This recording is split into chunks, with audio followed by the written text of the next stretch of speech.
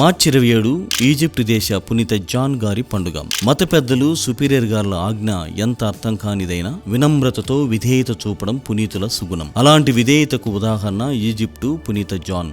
దేవుని పిలుపు కోసం తపించిన వారి ఆత్మ, క్రీస్తు దాహమైన ఆత్మల రక్షణకై తపస్సు జీవితం ఎంచుకొని ఏకాంతంలో దేవునితో సన్నిహితంగా జీవించడం ప్రారంభించారు. అర్థం గాని ఆజ్ఞలను కూడా సంపూర్ణ విధేయత, విశ్వాసంతో పాటించిన పునీత జాన్ జీవితంలో ఎండిన కర్ర పుష్పించినట్లు దైవకృప వికసించి విధేయత దైవ ప్రేమకు దారి తీస్తుందని ఆయన జీవితం తెలియజేస్తుంది. పునీత జాన్ గారి పరిశుద్ధత 3 విధాలుగా అభివృద్ధి చెందింది. మొదటగా దైవిక ఆనందము, ఆంతరంగిక ఆహ్లాదము ఉప్పొంగి వారితో ఎవరు మాట్లాడినా వారు ఒక విధమైన ఊరట, శాంతిని పొందగలగడం. రెండవది పెద్దల ఎడల పరిపూర్ణ విధేయత.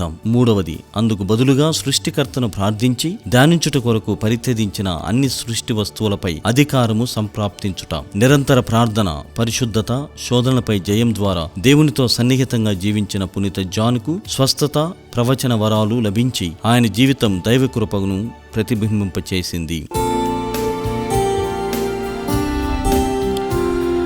పునీత ఈజిప్టు జాను గారా